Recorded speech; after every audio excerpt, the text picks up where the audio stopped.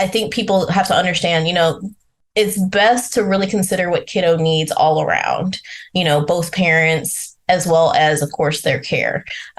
So it's more likely going to be, like you said, shorter, consistent times. As long as kiddo's being cared for, the court's probably going to order it.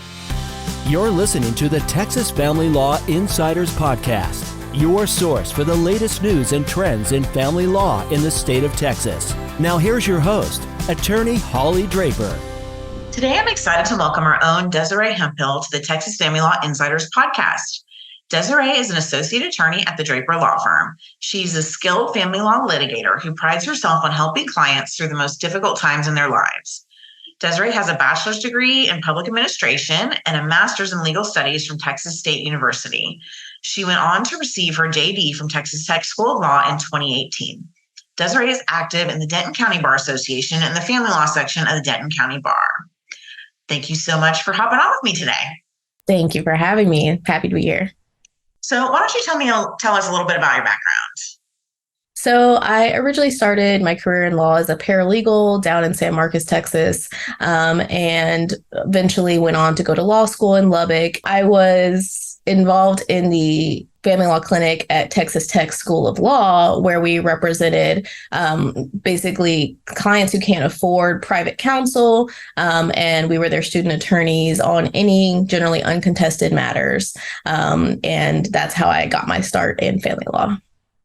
What is your favorite thing about practicing family law?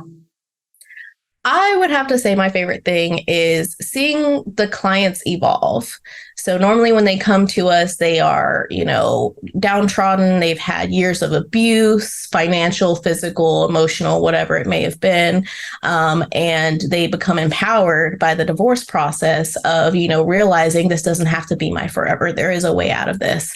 So I love to see them go from when they first come to us to whenever that decree is signed and they realize that they are free and no longer have to live that life. I think that's my favorite part.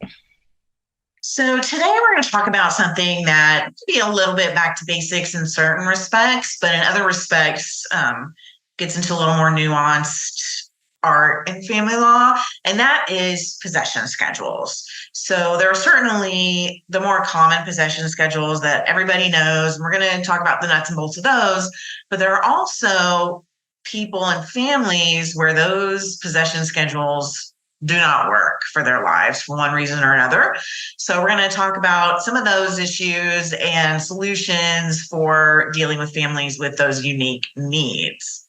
So to start out with, the most common schedule we see in family law is obviously the standard possession order, the only possession schedule in the code. And since we might have some people listening that are new to family law, I kind of want to go through the nuts and bolts of what is a standard possession order. So why don't you talk to us about that?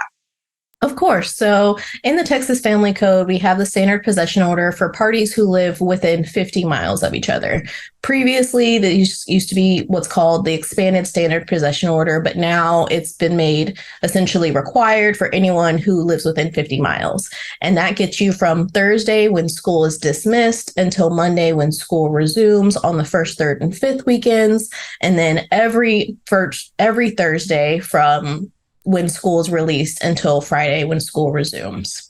If parties live over 50 miles apart, but within 100 miles, then they go to what we used to call the standard. And so that gets you from Friday at 6 p.m. to Sunday at 6 p.m. and Thursdays from 6 to 8 p.m.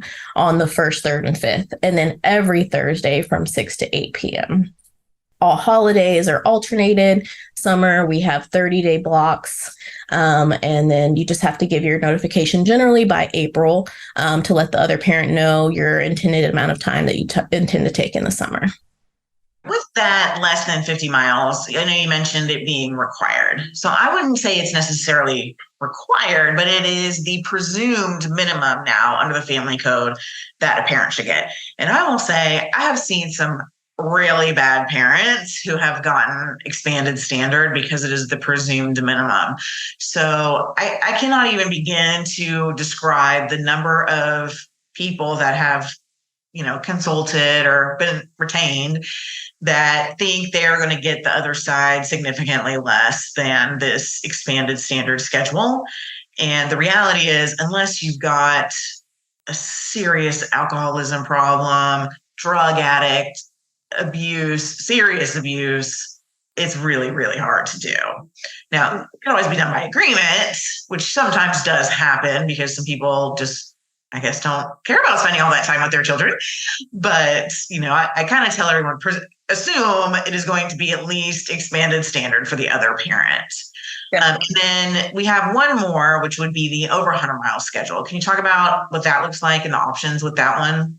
Yes. So if you're over 100 miles apart, then you have two elections, essentially. So you can either elect one weekend per month that you get to have from Friday at 6 to Sunday at 6, or you can elect to take the first, third, and fifth each month.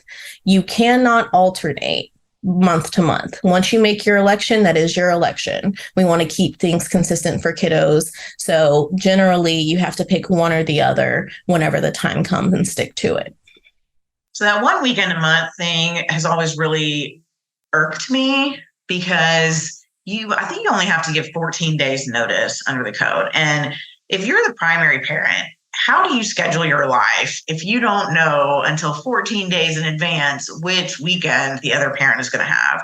So, I personally think it's a good idea maybe to tweak that to a specific weekend per month or, a longer amount of notice so that people can plan and live their lives. The older kids get, the more stuff they have going on and the harder it is to just pluck a weekend out with 14 days notice. One other difference with the over 100-mile schedule, well, there's a couple of differences. Mm-hmm. We've got every spring break going to the non-primary parent. And we also have longer summer.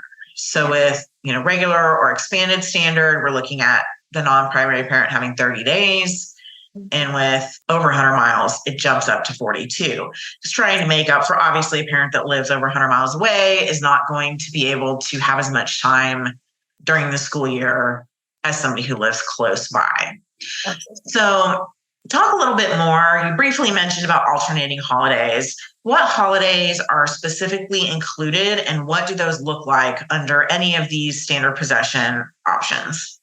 So under the Texas Family Code, we have Christmas, Thanksgiving, child's birthday, and then we also have spring breaks are considered as well. Spring breaks, we alternate every other. Thanksgiving, same as every other year. So if you have Thanksgiving in one year, you're not also going to have that week of Christmas.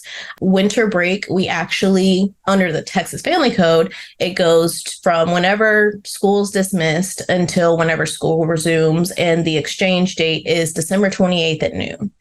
That doesn't always work for people with the constant changing in academic calendars, depending on which district you're in. But generally, that's what the Texas Family Code says. So if you have Thanksgiving, then you will have that second part of Christmas break or winter break, however you guys term it. And then same thing, if you have Christmas, then you won't have Thanksgiving. So generally, those are the holidays. And some people will add in holidays. They'll add in Halloween or Easter, but those are additions. That's not what the Texas Family Code provides. And a couple others that are provided in the code would be Mother's Day and Father's Day, either just the day itself or the full weekend. Often the Father's Day is going to coincide with summer, and you have to look at that when you're designating summertime. But yeah, there's a minimal amount of holidays. And then the one difference would be the, spring break, always going to the non-primary parent with over 100 miles. Right.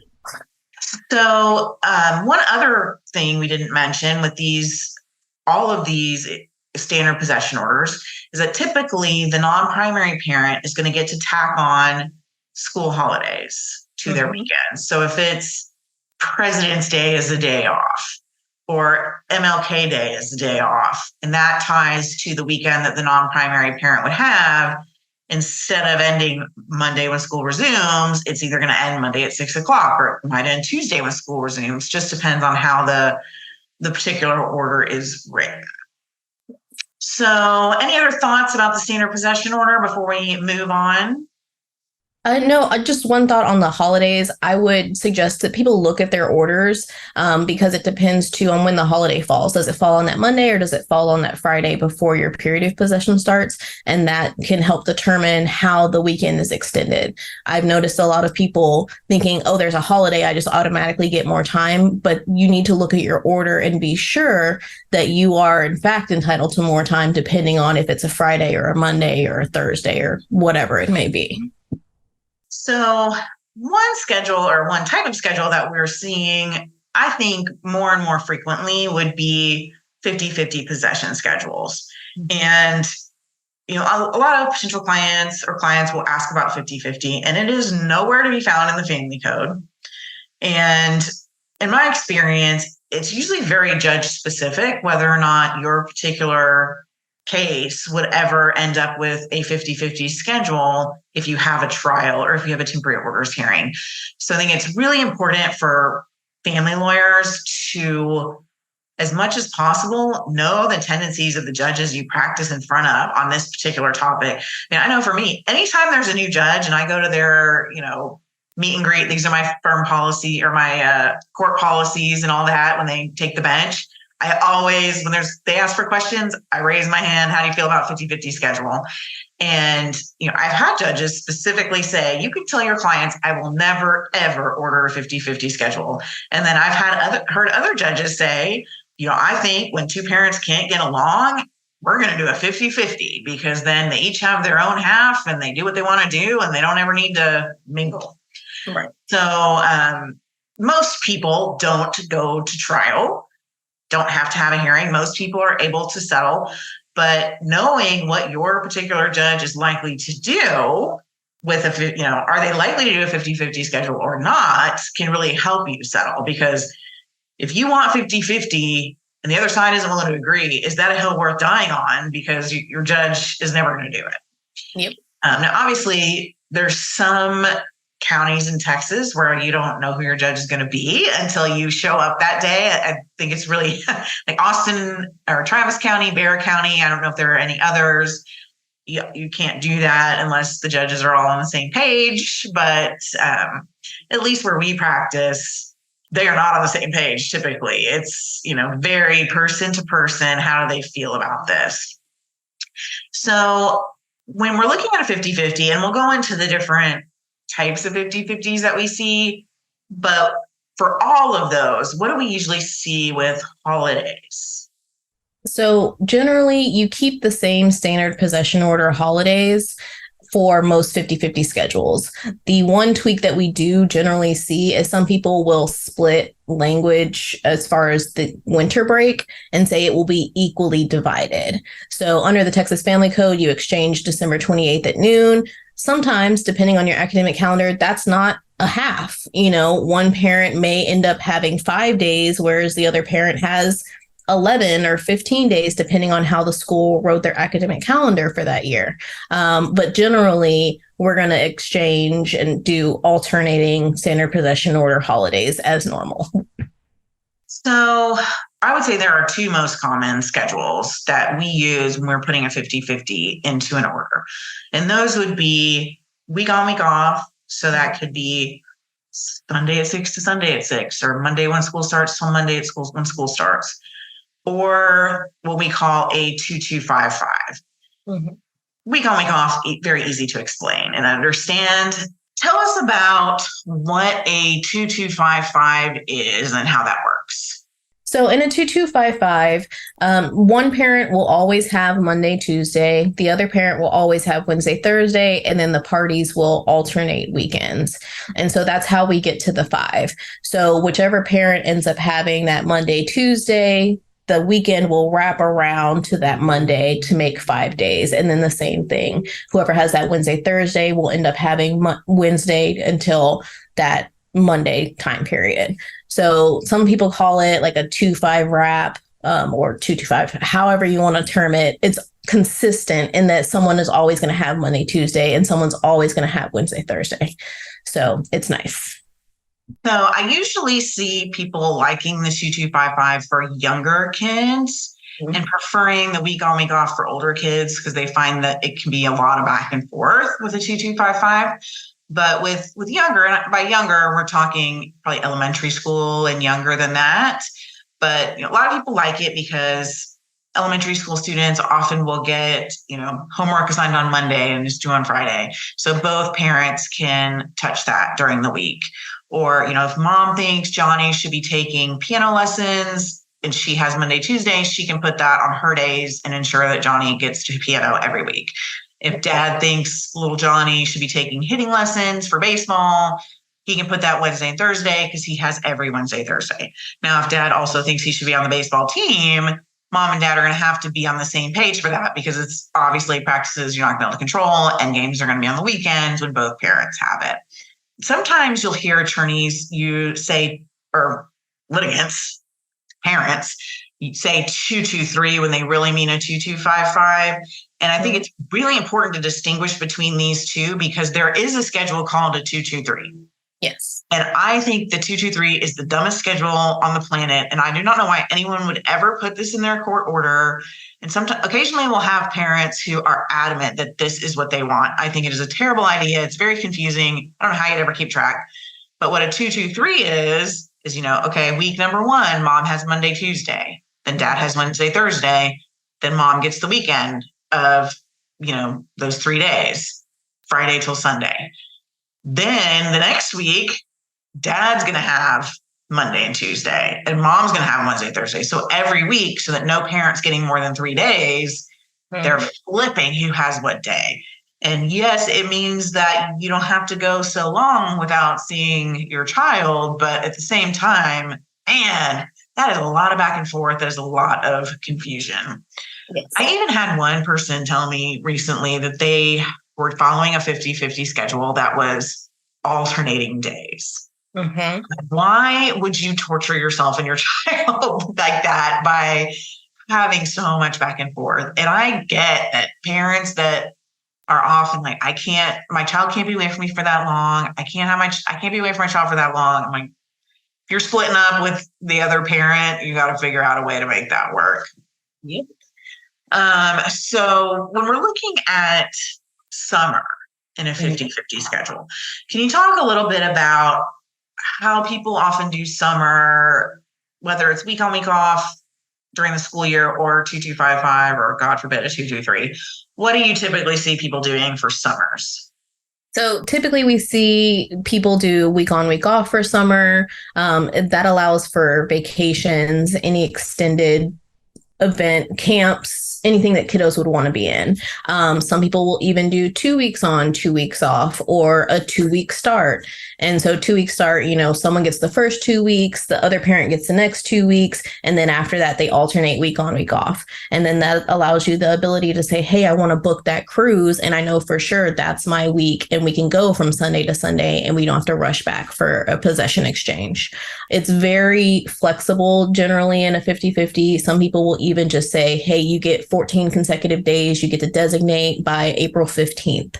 And then that allows you that flexibility to schedule some time whenever needed. And then we also include reset language after whatever period of possession that you elect so that every week on, week off gets started again so that no one has the ability to tack on 3 weeks at a time.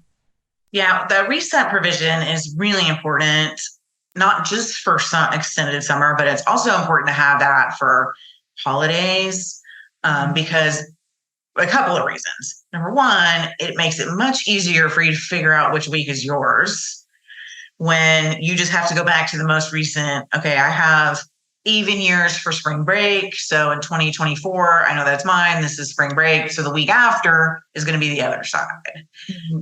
If you don't do a reset provision, then you can wind up with situations where dad has the week before Thanksgiving, dad gets Thanksgiving, and now he also gets the week after Thanksgiving. So he gets 3 weeks in a row because we didn't reset following Thanksgiving. When you have a reset provision, the maximum you're going to have in a row is really 2 weeks for at any given holiday or whatever. So I think that for attorneys that are listening, when you're drafting these 50-50 schedules, you really have to be mindful of including the reset provision. And also for enforceability purposes and just figuring out, are you going to go back? So let's say your 50-50 schedule started in 2010.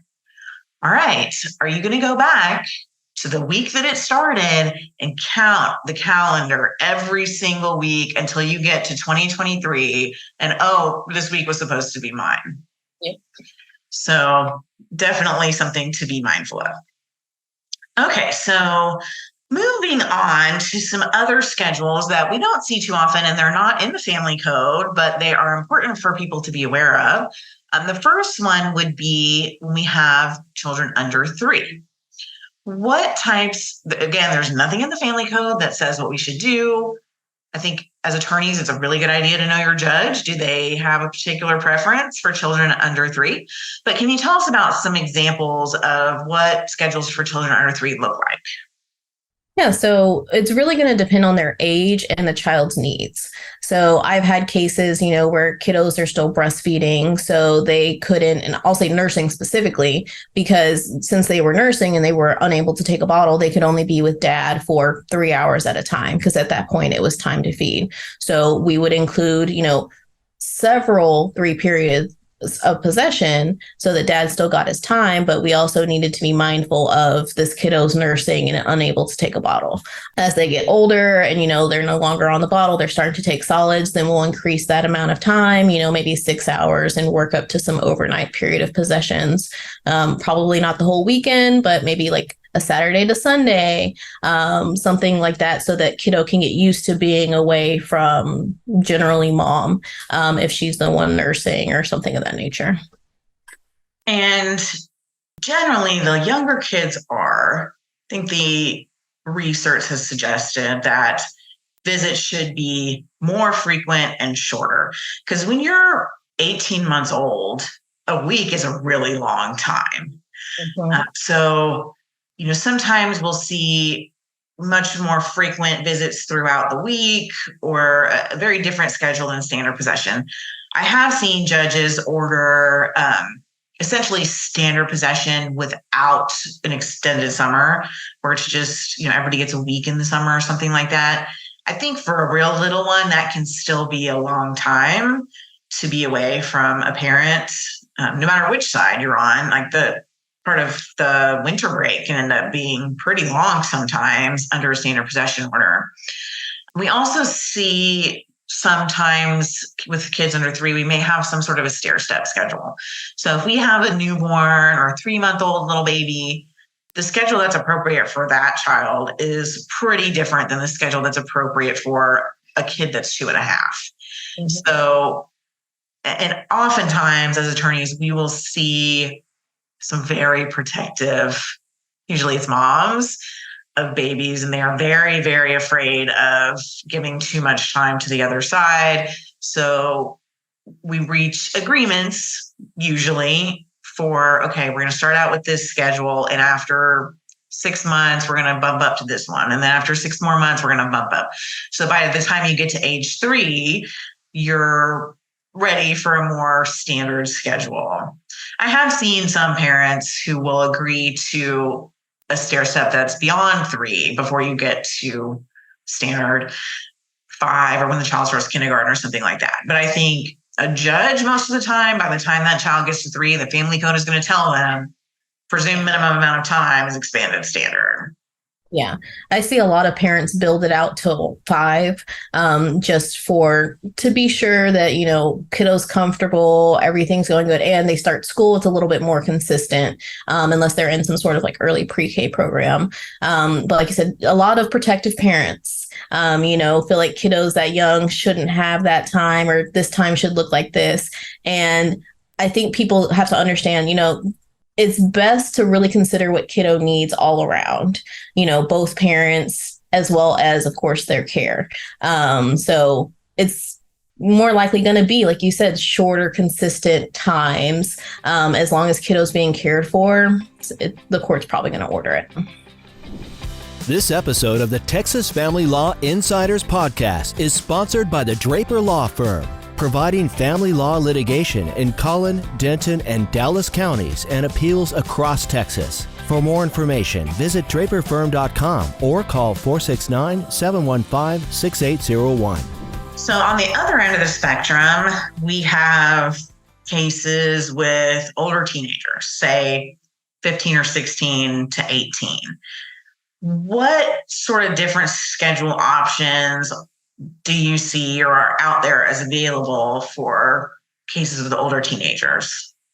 So most of our older kids, they're on the week on, week off. If anything, they also have the Henderson clause, which is essentially it allows kiddos to sort of pick if they want to go for their periods of possession. Now, there's some differences of opinion out there as to if that's enforceable because it really is not a set schedule. It leaves it up to the kid's discretion to say, I'm not going, or yes, I am going. I have found that a lot of older kids, they're going to do what they want to do anyways.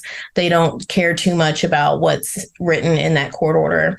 So generally, we will include a possession schedule, but then also include a provision in there that says that both parties agree that they're going to take into consideration the desires of the child. Now, you still have a set schedule.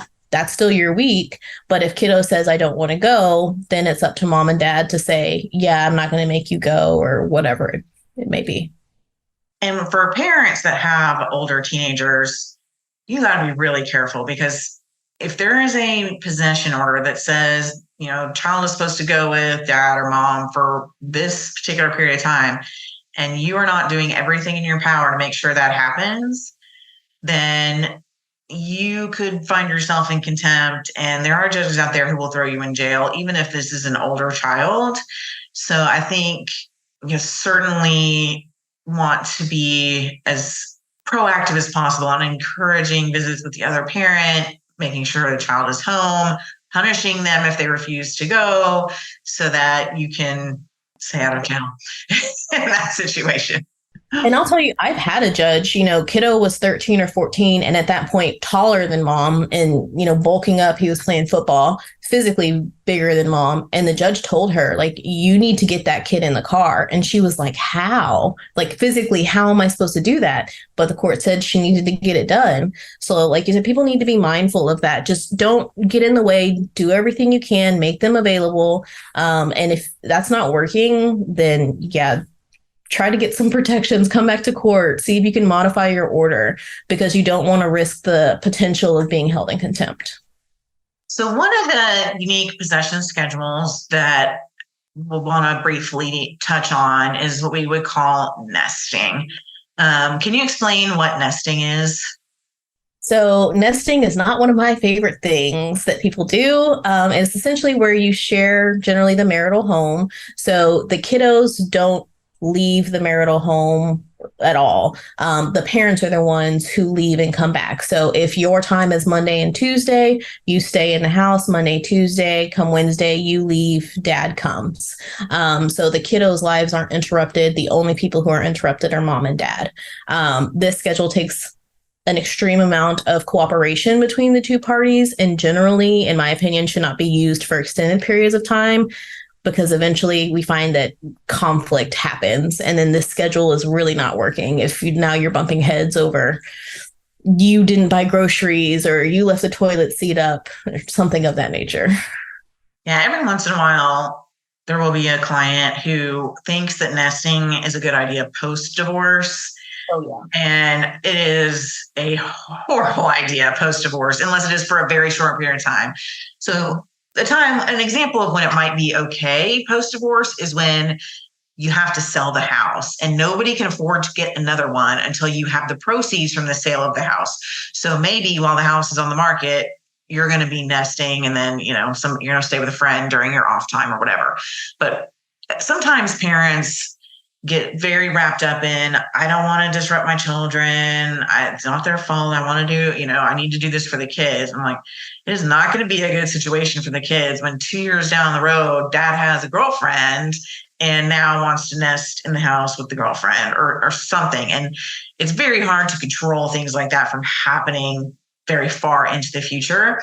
So as an attorney, I think we should be advising our clients only nest for short periods of time, and only when it is, a house is going to be sold and the finances require nesting. Absolutely. So next, we're going to talk about, sometimes we have clients that have very different jobs. And those jobs do not lend themselves to either a standard possession order or a 50-50. So we're going to go through some of the common types of jobs where we see this. This list is not, all inclusive. There are definitely other types of jobs where you may need to be really creative in coming up with a schedule that works. But these are commonly seen types of schedules. The first one would be somebody that works for the airline. Could be a pilot, could be a flight attendant, but they have, I do not know how people live this way with schedules that are so unpredictable and, they can vary from month to month. Talk a little bit about what we do when we have airline employees. So the key to making most of these provisions work is giving notice. So normally we will allow them a general amount of time as far as their possession schedules and say, hey, you have to give X amount of notice in writing of, your work schedule and when you intend to exercise these periods of possession. Normally that notice will be attached to your order or your final divorce decree, whatever it is. And then you have to give notice in that form each time you intend to exercise your period of possession or get your work schedule, however that's assigned to you. So generally, if they work 3 or 4 days in a row and they're going to be flying back and forth, they obviously don't get that period of possession. They just say, hey, I'll be back on Thursday. I plan to pick them up Friday at 6, and they have to give that notice in writing. Yeah. And my experience, we've represented a number of pilots over the years, and even how things work, from whether they're a private pilot for somebody or whether they work for a small little airline for, like corporate jets, or they work for American Airlines. There's a big difference in the way the schedules can work and what kind of notice you get. We've seen people who are private pilots where you might get a phone call that you need to be on the plane in 2 hours, as opposed to having the schedule, say, a month in advance if you're working for American Airlines. So you have to look at what is the particular circumstance for this pilot. And it could be, let's say somebody is a private, working for a small little corporate jet airline because they're a newer pilot and that may be the job that they got, but their goal is to get to Southwest or American or United or whatever. And we can anticipate that their schedule is going to change from being on call all the time to, whatever the common situation is for big major airlines. So if you can anticipate that sort of a change, you want to include that in the order because it prevents clients from having to come back to modify as soon as somebody gets a new job. So I think that's, it really stinks if you are the other parent that does not have this schedule when you have to deal with a schedule like this, because if they're on call, you are on call. Yep. So there's a lot to consider. And some people, and this doesn't apply just for an airline employee, it could apply for any of these that we're going to talk about. You might strongly push for just a regular schedule so that at least you can plan and have a right of first refusal on the days that they are working so that you have the option to have the kids during that extra time, but you're not obligated and you can plan your life.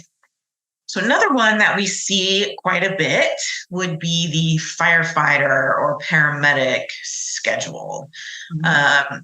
For anyone who isn't familiar with what their schedules are like, typically they work 24 hours on, 48 hours off, and they get an A, B, or a C shift. And I think this is very uniform across, at least in the state of Texas, maybe the whole country, I don't know, but everyone I've ever heard of, this is the way it works for a firefighter or paramedic.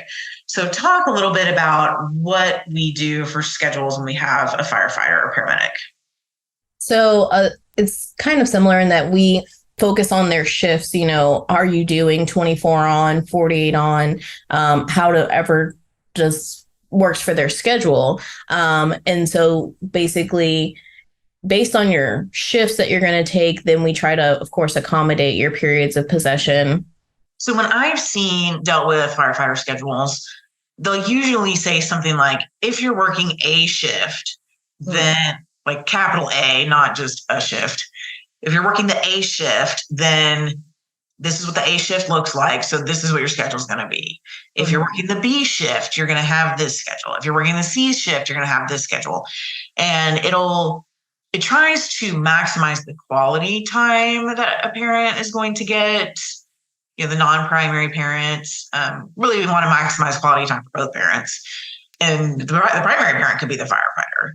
But you just have to figure out what type of schedule is going to best accommodate quality time for this. A police officer, I think, also has variable schedules. Talk a little bit about what we would see for something like that. So it would depend, of course, on their shifts and their level, I believe, of that they are within. Like, are they patrol, the detective, whatever their role is as a police officer? Again, we try to accommodate their work schedule in that you still have a set amount of time, but depending on when your shifts are going to be, of course, we generally see a right of first refusal if you're working or if you end up getting called into work. But other than that, we have elections that need to be made saying, hey, I got my schedule. I'm going to be on patrol for Monday through Friday. So this is the period of possession I would like to have, but also still having a set amount of time that they are guaranteed. For a lot of police officers, they typically would get their schedule like a 3-month block in advance.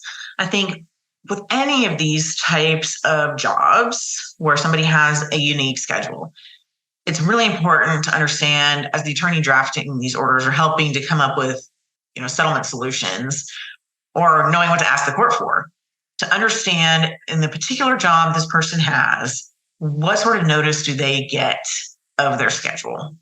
How far in advance do they know? Is it always the same? Does it vary? Because then you can tie in your notice requirements for choosing dates. Mm-hmm. I think another example, contractors can have variable schedules. They can be traveling around the world. They can be gone for chunks of time at, long periods of time at once. Mm-hmm. And so, understanding the type of job someone has and the notice requirements that are going to go with that is really important. I think it's also important to understand if a particular job or a particular person is likely to be on call. And what does that mean? There needs to be some sort of a plan if this person is on call. And that could be a pilot, that could be a doctor, that could be a nurse. I'm sure there's lots of jobs where people are on call. What's going to happen if this person gets called in? What's the plan? Is mom going to, if dad's on call overnights, is mom on call overnights, or is there going to be some other plan for who's coming in to watch the kids when dad gets called into the hospital or whatever the case may be? Right. I think with any of these types of schedules, it is really important to include a backup normal schedule.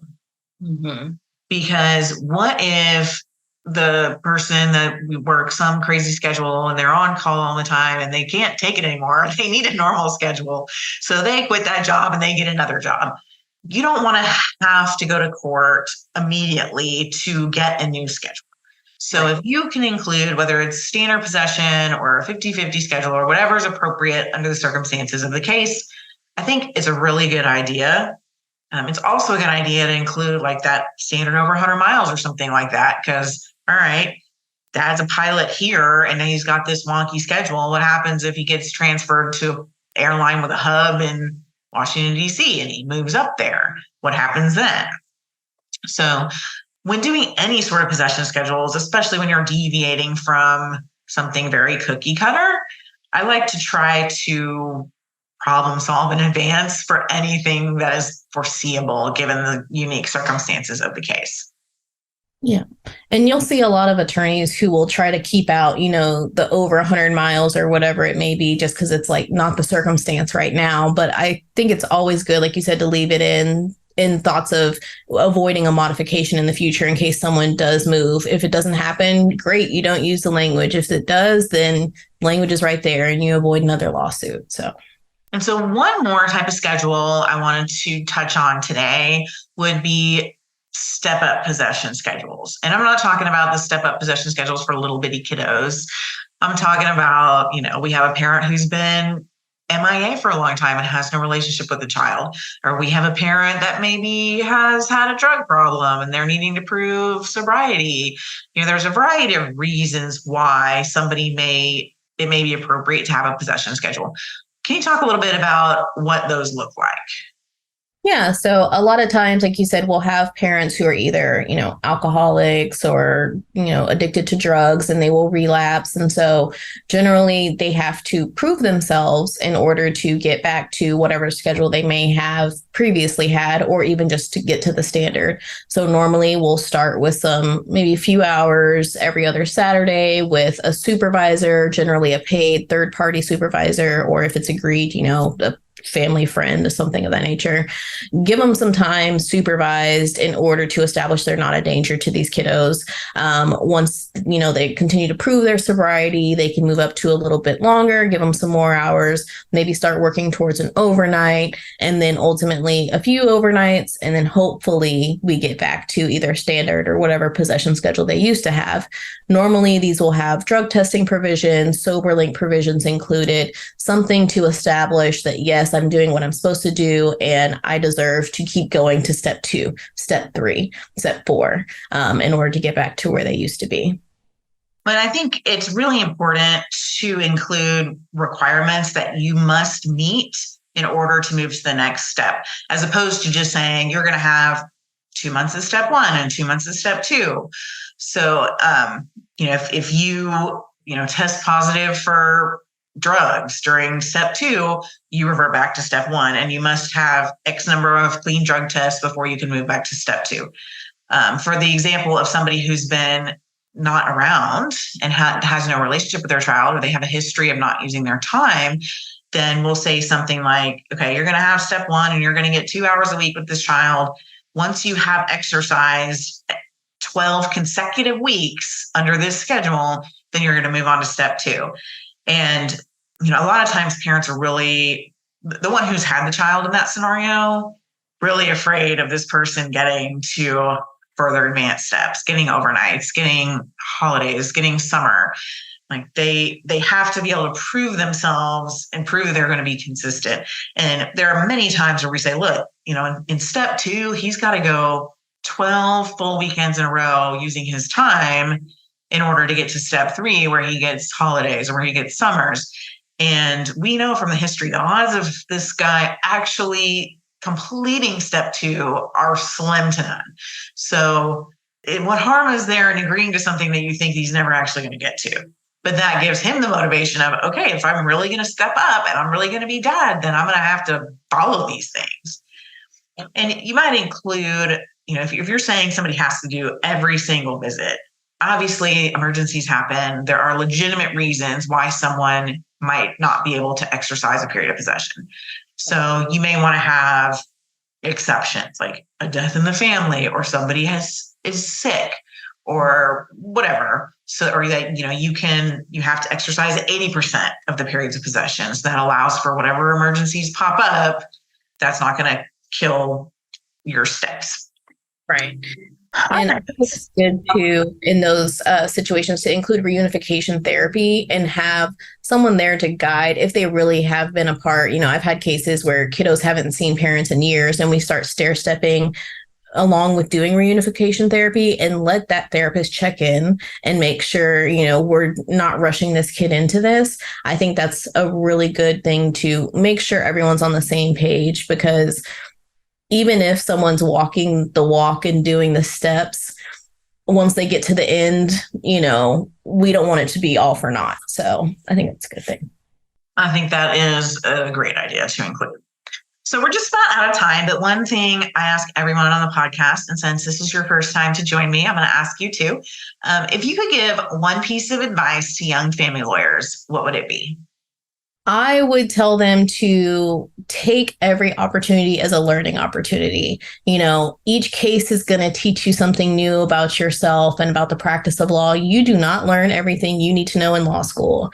Your practice is going to help shape you. The people around you are going to help shape you. If you can, go to court, watch people litigate, take what you can from them and leave the rest. I think that's the biggest takeaway that I've had over the years. So where can our listeners go if they want to learn more about you? They can go to draperlawfirm.com or draper.com. Or draperfirm.com. Draperfirm.com. And they can go to my bio there at draperfirm.com and learn more about us there. All right. Well, thanks so much for hopping on with me today. For our listeners, if you could do me a favor and go leave us a 5-star review, I would greatly appreciate it. You can also subscribe to enjoy future episodes. The Texas Family Law Insiders podcast is sponsored by the Draper Law Firm. We help people navigate divorce and child custody cases and handle family law appellate matters. For more information, visit our website at www.draperfirm.com.